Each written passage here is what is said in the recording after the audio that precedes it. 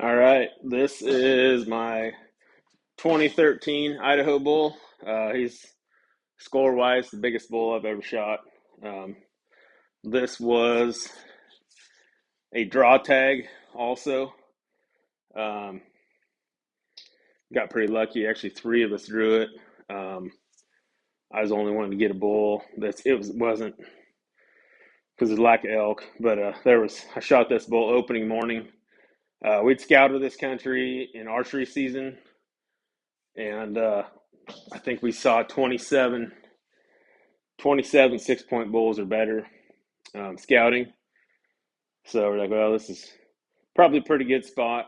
Um, we're going to pack in anyway. So there's a lot of countries, not wilderness, but pretty big country. It's kind of palmated on this side. Good bull. Uh, but yeah, buddy Mike Colby, he bought a deer tag to go with me because brother-in-law and his dad couldn't go till a week later. And got in there. We took made about 200 yards down the trail, and the mule with the tent on top of it rolled pack. So that was pretty awesome. We had six mules we packed in there. We had a pretty nice camp. Um, but yeah, like I said, it was only about 5 or 6 miles. Wasn't a long ways. It's all downhill, pretty easy going, nothing treacherous. So it was pretty nice actually. And there's water close to camp and plenty of good spots to tie up. Put the high line up and high lined all of them.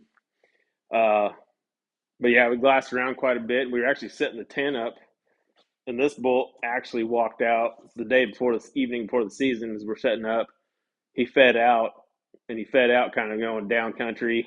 He walked out in the open. He looked down and seen our tent there. And he turned around and walked back in the trees, and then he just peeked his head out, kind of around the trees, and just eyeballing us around the tree. It's kind of funny watching him, but we just kept going about our business and didn't mess around watching too much. I thought, well, I seen him. I was like, that's a big bull. I was like, I'm going to take him. We get him, see him next morning. And walked up on the hill from the tent about 150 yards, and got to where I could see pretty good, and sat there. Well, I was sitting there for a while, and I realized my rangefinder was at the tent, so I'd run back to the tent, get my rangefinder. Colby went up higher on the ridge, but he could see this bull feeding because he was higher. He could see behind the aspens. This bull was feeding, but he eventually fed out of the aspens, coming around that knob where he's going to bed. And I don't know, he was five something. I don't remember how far it was, but it was a little ways. But yeah, he came out one shot, dropped him. Got back to 10. It was 7:30, opening day.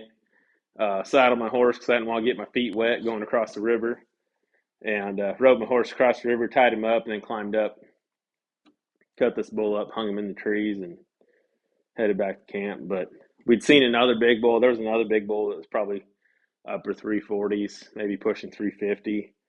Good bull, but this bull was pretty hard to. I wasn't going to pass this bull up. I mean, he's like I said, he's the biggest bull I've killed. He's a super nice bull. I mean, he's not the monster, but he's a dang nice bull. And for a draw tag, I mean, in Idaho, he was a good bull. Was fine with shooting him. Plus, he's super wide. I like wide bulls. Um, but yeah, we just got away from people. There was nobody.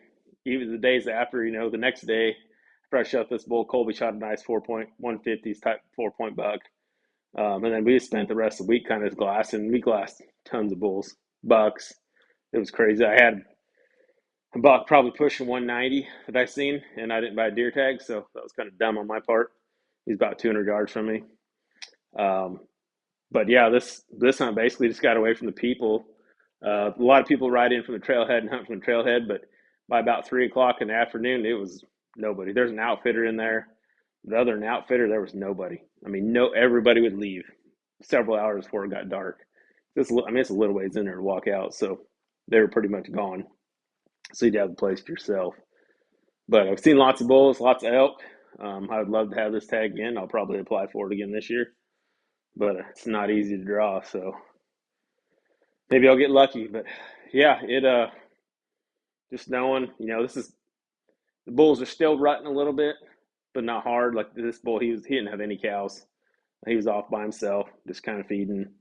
And several of the bulls we've seen were kind of like that. They're just tucked away, feeding on their own little pockets. But But yeah, just getting away from people, I would say, was the name of the game on this one.